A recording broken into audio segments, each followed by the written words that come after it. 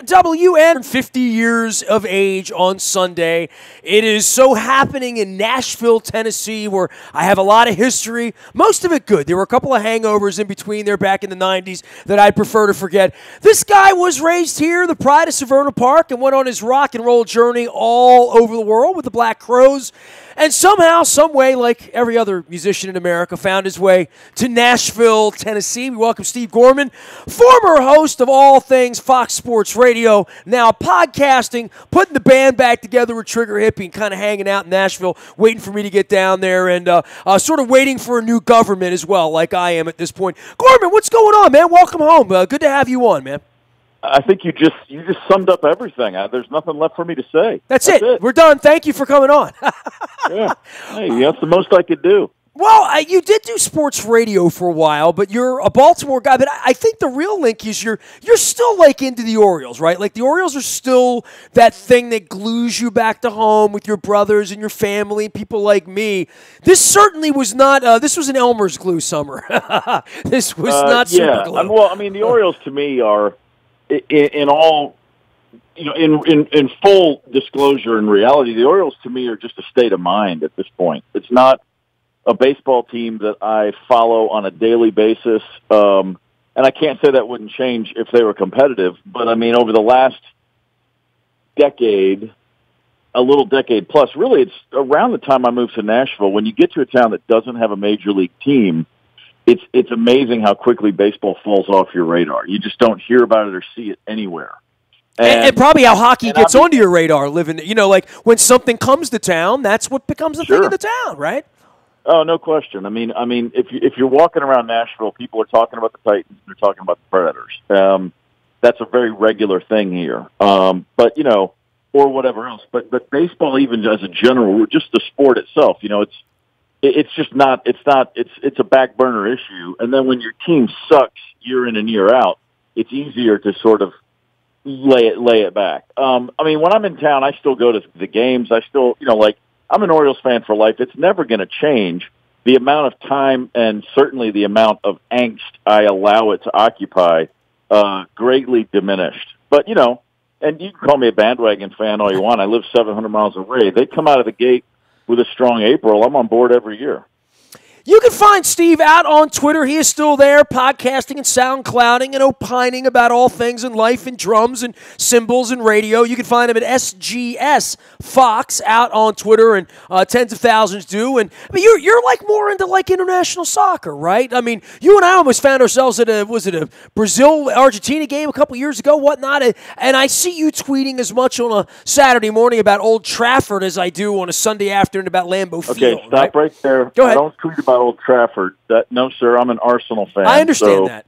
We don't need. If I tweet about Old Trafford, because hopefully it's on fire. So, but no. To answer your question, yeah, I played soccer. I started playing soccer when I still lived in Severna Park. That was in fact, the first sport I ever played, and it's always been. If my desert island, you get to watch one sport every day. I'm taking soccer over everything else. Wow. And that said, I've always been I've never wanted to be that soccer guy who can annoy me as much as anybody. The whole, it's the sport of the future thing. I've never been that soccer fan. I've always seen it as it's never going to replace anything. It's just, it's not going to knock out one of the big four. We just got a big five. Well, you traveled enough around the world. And it's already happened. I mean, soccer's a big sport here. Everybody, you don't know anyone. There's not a person you can find in this country under the age of 40 that didn't play soccer as a kid. Or if they didn't, they at least knew tons of people who did. So it's, you can argue about how big is it ever going to be, but to question if it's here or not is a moot point. So anyway, all that to say, I do love watching soccer. I enjoy the NFL way less than I used to, but part of that's a byproduct of having a national sports talk show for 5 years where I had to dig in and talk NFL at a level where after a while it just wore me out. I mean, and mostly the off-the-field stuff. I can't stand the owners. The game itself, I mean, as much as I'm for player safety, I could also say at the same time I hate a lot of the new rules. I mean, it's a tough thing, and I got burnt over the last few years on the NFL for a variety of reasons.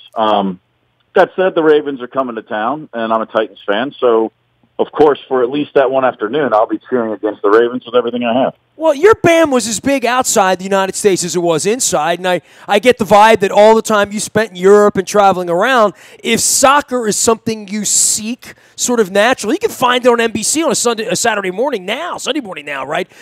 You couldn't do that before, but when you're in a good rock and roll band in the 90s and the turn of the century and, having dates in London and Germany and places you are, I don't think you can be in that part of the world and not be drawn to it. I guess I would figure out cricket or Aussie rules football if I lived in India or I lived in Australia long enough to sort of speak the local vernacular, probably like you learned hockey in Nashville. Nobody in Nashville knew anything about hockey 20 years ago, right? I've been to some Aussie rules football games, and I've been to a ton of soccer games all over the world, and you're exactly right. In fact, I toured for a year with a Welsh band called Stereophonics, and they were all, as Welshmen, they love rugby. I mean, they look at rugby the way we look at any of the big sports here. And so they were watching rugby all the time. And, it doesn't take too long to figure out what's happening on a rugby pitch. You watch a few games, you've already seen a little bit of it, but then you're sitting there with guys that know the ins and outs.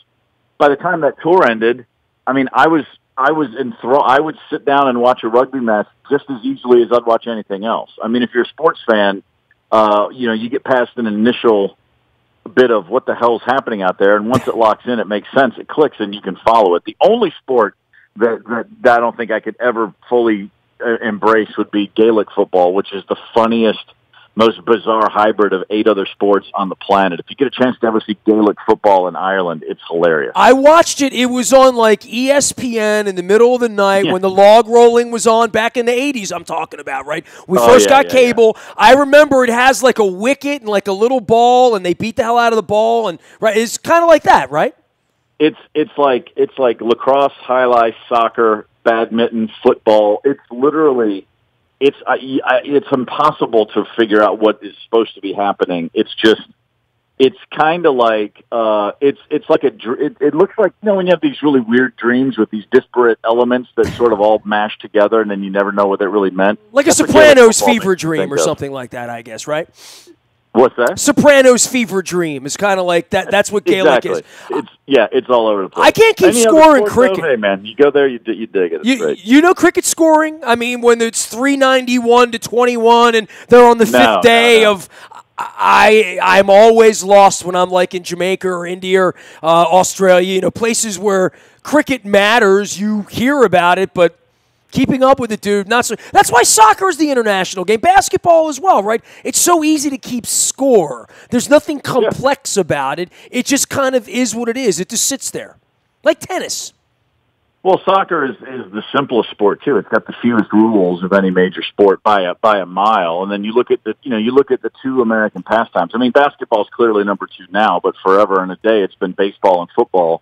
And they both have rule books that are 8 billion pages long. There's a reason those sports don't take off around the world like the rest of the like others, and that's really, to me, it's that simple. When you got to hand someone a manual with hundreds of pages explaining what everything means, it's not going to translate. I can't even do stick figures at IKEA, man. Steve Gorman is here from the Black Crowes and Trigger Hippie and formerly of Fox. What do I say of you? Of Nashville now? Formerly of the Orioles Nation? Formerly of Severna Park? What's your gig right now? I'm of the clan Gorman. I live in Nashville, Tennessee, and beyond that, you can call me whatever you want. I don't care. I've been called worse than anything you're going to come up with.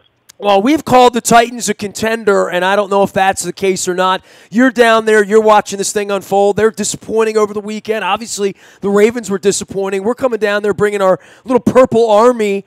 What do you see with the Titans? It feels like it's been a renewed organization there, not just with Mariota, but Vrabel. I mean, if you're asking me whether Vrabel's an is or a might be, I'm going to go with is. And if he's got the football players there, I think they'll be playing some postseason football the next couple of years there at some point. I like what I've seen so far. I mean, I think that but what you saw yesterday in Buffalo was the Titans are a good NFL team. They're not. And what I mean by that is if they do everything right and if they minimize their own mistakes, they're going to be in every game they play. But they go into Buffalo and make, 4 or 5 egregious mistakes and they can't win a game. We're not at the place where talent's going to overwhelm too many other teams. It's a question of how buttoned down how many dotted I's and crossed T's are you going to put on that field? And if everybody is in place and if everybody plays mistake-free football, they can have a nice season right now. But that's the best they can hope for. I mean, if they go 10-6, I'm thrilled with that. And if they go 10-6 with a strong December, I'm even more thrilled with that. If they get to the postseason, great. But at the same time, Mariota now, we got to start seeing him. He's got to stop lofting balls 9 feet over his receiver's head. He has flashes where you see everything you think you're ever going to need to see from a franchise quarterback, and then he can still make the craziest, the most rudimentary errors. And so it's definitely there's a lot of frustration watching this team. But I will say this is the first time in a long time where they made a coaching hire that I said, okay, great, let's give this guy a shot. I mean, at least I'd rather not know what I'm getting than know that I'm getting the same old retread, vanilla 8-8 bullshit ceiling, which is what they've had for as long as I've lived here. Steve Gorman joining us here from Nashville. We're bringing people down. What makes Nashville such an attractive place for you? And I guess it's different now than then. I go down and I barely recognize it. I came down a couple years ago when you put the Zeppelin thing together down there at Christmas time, and then we came back again last year. It feels like it's become sort of New Orleans, right? Like bachelorette parties and drunken people out on balconies. It has a little bit of Tijuana flair with those rooftop sort of parties going on. Yeah. I don't know when it became that. Nashville. That part of Nashville, that doesn't have anything to do with me. I'm never downtown. I go downtown for hockey games and concerts and football games. That's it. I mean, if I go downtown for a specific reason, it's a targeted strike, and then I get the hell out of there. So the reason that other people come to Nashville and the reason that I live here, there's very little in that Venn diagram, if you will. There's not a lot of crossover. I mean, all the reasons that we chose to move here in 2004 still apply. And it's all totally personal, close to family, but not too close. Just love this part of the country. I moved as a 10-year-old. I moved just an hour north of here to Kentucky. So I grew up coming to Nashville regularly, always known it. There's a lot of music for me to play, a lot of music for me to see that has nothing to do with the Broadway strip downtown. There's our kids are in a school that we love. I got a senior and a sophomore. So, until they're both out of the house, it's never even occurred to us to think about anything other than Nashville. So it's great that everyone loves the city. It's great that Nashville's got this great reputation, and there's a lot of cool stuff going on here.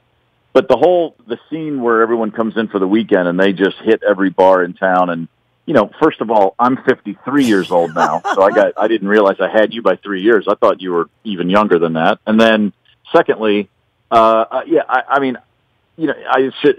again, that's all for tourists, and it's great that it's here, and it's great for the city, but it has nothing to do with me. Well, and the town is a music town, like that drew musicians like yourself. You're not the only musician I know there, and when you find it as a musician, it almost feels like a homeland to some degree. I've had so many people try to explain it to me that why you would want to live there just because you're in the music world. I guess it's just the artistic opportunity that's available there that might not be available in other places. You know what it is? Unlike like Austin, Texas is a music town, but it's a live music town. It's a gig town. It's not an industry town. Nashville used to just be an industry town, and it has turned into both. You can move here and never once meet a person who works at a record label or a publishing house, and you can play music for a living. That's pretty much all you would do if you lived in Austin, Texas. But you can also move here and find yourself getting involved in studio work where you're working for major labels, or you're writing songs for publishing houses, or you're working with an artist who's a big deal and has all the backing in the world. I mean, you've got the music industry here, plus you've got just musicians of every stripe here. You've kind of got the best of both worlds. Whatever you want to accomplish in the world of music, you can find, you can probably get get a little solid footing and get some traction here in Nashville. And that's what's unique about it as far as that goes. Man, you've dedicated most towns are one or the other. Well, you dedicated your life to this. Is there anything about the music business that's gotten better, Steve?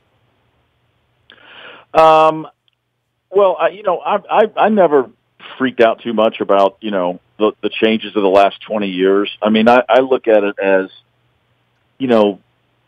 I loved getting royalties checks every 3 months back in the 90s from back catalog sales. I mean, I'm not going to act like I didn't. That was always a really cool thing to be at home and check comes and suddenly make money for a record you put out 6 years earlier. That's great. And then within a year of Napster, that stopped. Dead cold. Over. You know what I mean? It's like the new generation of music fans thought it was bizarre to pay money for an old album, right away. Okay, that took a minute to adjust to, but at the same time, you can't have music streaming and you can't have music downloads without the rest of the Internet. And the rest of the Internet, while it's been wielded by some bad actors over the last few years, and we're all suffering through a nightmare because of it, on the grand scheme of things, and at least initially, I saw the Internet as a tool for everybody. And I could never be the kind of guy who said, I can't believe I don't get as much money now, and I want to go back to the old ways, wherein, when I look around, I go, yeah, but now everybody has access to information. Everybody has access to things that were previously, impossible. I mean, if you go to a small town in America right now, you have all the information that's ever been accrued at your fingertips should you choose to look for it. That's great. The information is, in a perfect world, it's a tool and it's an opportunity for everybody. So I always tried to go macro on that and look at the fact that, just as much as technology got in the way of the industry, the music industry was always organized crime to begin with. I mean, I don't miss big record companies. They screwed us over for as long as we made records. Yeah, we got royalty checks, but they were never as much as they should have been.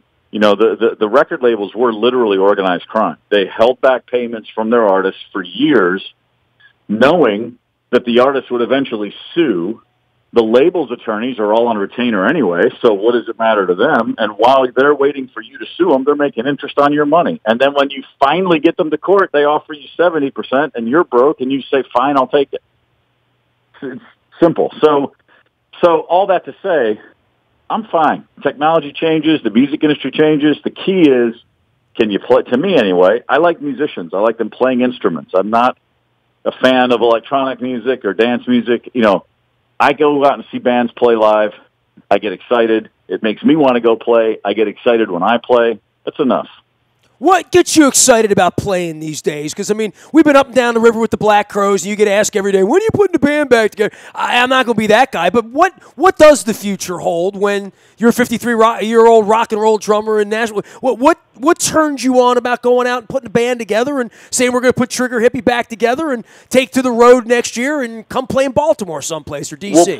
Playing, I mean, just playing, that's the whole buzz. I mean, as a younger man in a younger band doing things for the first time, it's easy to get distracted by a lot of the bells and whistles and by all the shiny objects in the world of a successful rock band. Well, when Jimmy Page comes and says, I'm going to get in your band, that, it's a little... Well, but you know what, though? When I look back on that, I don't even remember the venues we played or the number of tickets we sold. When we played with him on stage, that's a high that you can't find for me anywhere else. When I'm playing live, there is just a place I can go that there's nowhere else that can take me there. I've been married for 25 years. I got 2 kids. I've got a lot of great things in my life. There's a lot of things that I'll say without question, and I mean, are far more important to me than music.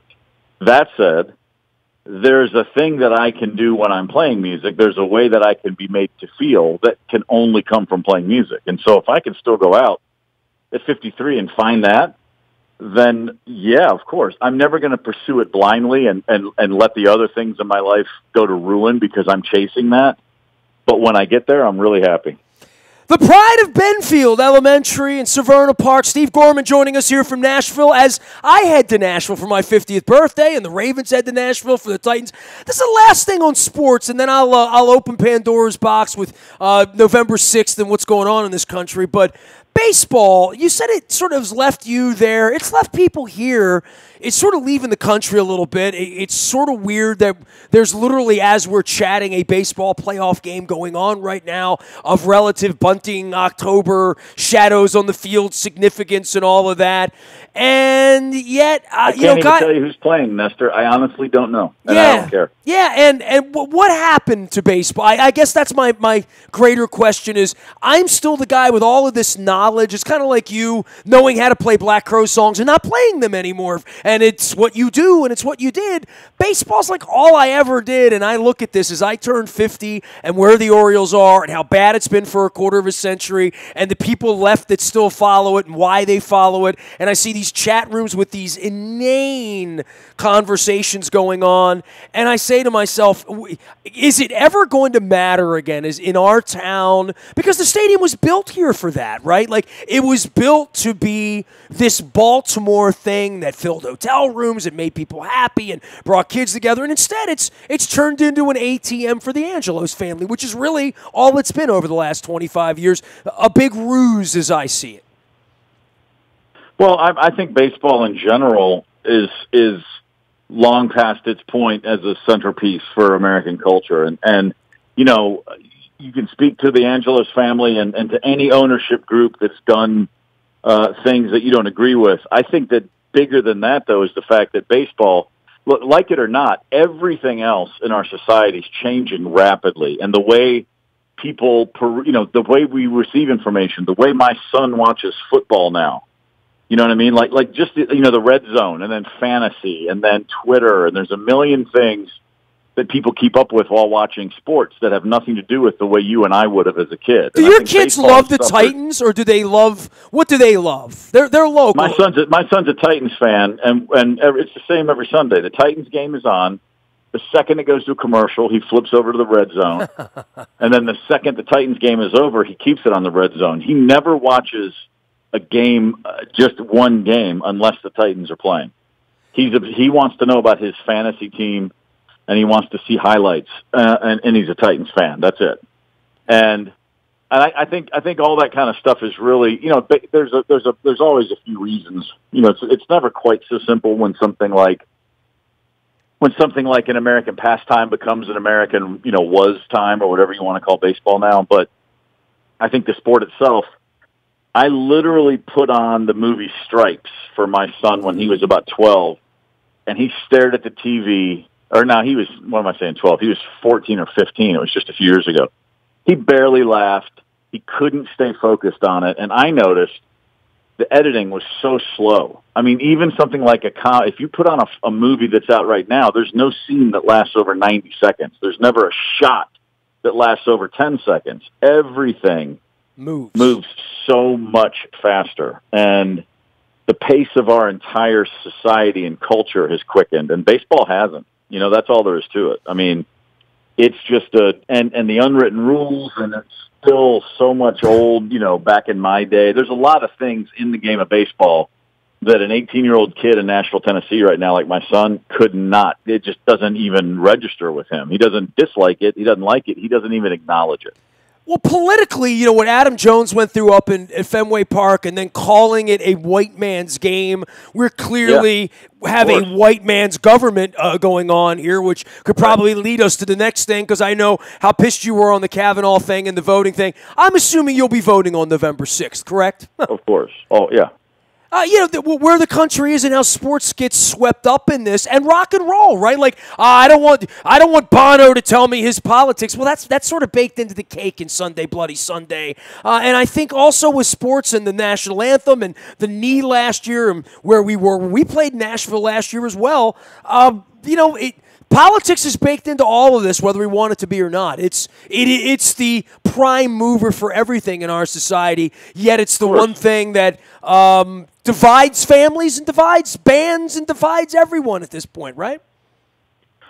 Yeah, without question. I mean, I think that I don't know, and I'm from I've never thought anything was a hot button topic. I just think things are what you talk about. I'll talk about politics or religion or sports or architecture or bicycles, whatever. It's all just conversation.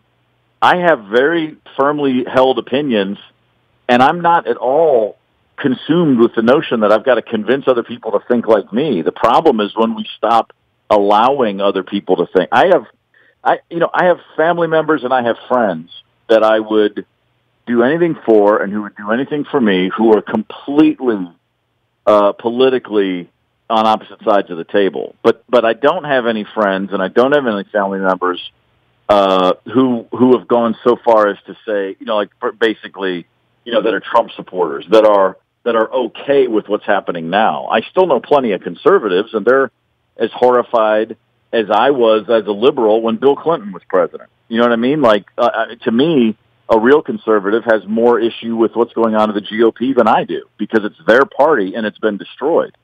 I resented the Clintons. I couldn't believe Bill Clinton, was the savior of the Democratic Party, and he did it by running hard to the right.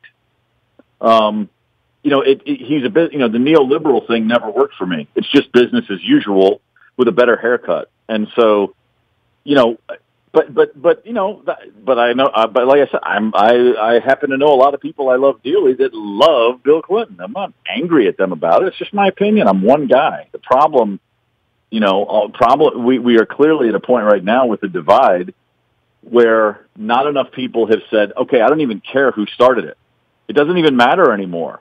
Is it Mitch McConnell or was it James Carville? I mean, whatever avenue you want to run down and say they are the most divisive behind-the-scenes player, and that it's really not all about Trump or it's not all about Obama, whatever it is, enough. It doesn't matter anymore. It's not a question of the chicken or the egg. It's a question of, is the farm about to go out of business? Well, that's a hell of a question, Steve. It's like start listening and stop trying to think that everything has to go the way we want. I live in a country where I get to say what I think, and I see the way I would like certain things to be. It's my country. But when I walk out of my house, it's our country. You know what I mean? I can't impose my values on my neighbor. What I would ask is that they respect mine and I respect theirs. And we got to get back to that. That's got to be the base camp for everybody before we can decide which group gets to go a little higher on the mountain. And we're so far from there, I don't know how to get back. Well, divided or united, right? I mean, that's kind of where we are. Dude, it's always good to catch up with you about sports and life and rock and roll. We'll be down in Nashville. I'll get 72 hours of fresh air down there and hopefully a Raven victory against the Titans. Always good to catch up, man. I sort of miss the sports stuff. 5 years was enough for you, right? I mean, like drumming in a band. You're moving on to a different thing. What's up with Trigger Hippie? For sure. We bringing the band back together? What's happening, man? I would have been if you had told me when I took that gig with Fox Sports Radio I was going to be there for 5 years, I would have thought, like, you got to be kidding me. I thought it would be a couple of years and it would be fun and it would always lead to the next thing, and that's what it did. And it did go, as I said, it went four and change, over 4.5 years really. So almost 5 years, which was nothing but fantastic. And I do have a few other things that are falling into place and developments that are, soon enough we'll be able to talk about. Trigger Hippie's going to be out working next year. I am writing a book, which I've just about finished. That's been a huge part of my life the last 6 months, just getting that wrapped up. Now, is that on your life or on your life with the Black Crowes? What is the book? It starts with the day I moved to Atlanta, and it ends with the day that band broke up. So it's the band book, basically. Yeah. Man, all the stories I've been wanting you to take me out and drink and tell me, I'm just going to read the book now. I can have coffee with Gorman whenever I want. When are you expecting the book to be in hands? It'll be next summer at the earliest. It takes a while. I'll turn it in the next couple months, and then, it could be anywhere from 8 to 12 months turnaround time. So it's not exactly right around the corner. Got a working title? Anything tongue-in-cheek involved or no? Yeah, there's like 10 of them. I mean, I think there's a bunch of them. I mean, I think the first thought that I got a deal with a publishing company, and they were like, well, it wasn't exactly an easy band to be a part of. It was a 27-year-old year-long fight with some music interspersed. So, the first thing the guy said was, "Oh, it's hard to handle," and I was like, "Well, kind of fits." So we'll see. We got a long time from point A to point Z. So but we didn't write that song. That's somebody else. Otis is getting money on that, right? Pretty much, right? Hey, God bless him. He should. Steve, love you, man. Always great to have your candor on and your visit, and I always appreciate you taking our call. And hopefully, I'll get to see you bang on the Skins here sometime soon. Okay. Right on, brother. Thanks. Steve Gorman, there he goes, the pride of Severna Park and lifelong one-time Oriole fan, if that makes any sense. You can find him at SGSFOX out on Twitter. I am Nestor. We are WNST.net, AM 1570 and WNST, Towson, Baltimore. We'll see you in Nashville, and we'll never stop talking Baltimore sports. Appreciate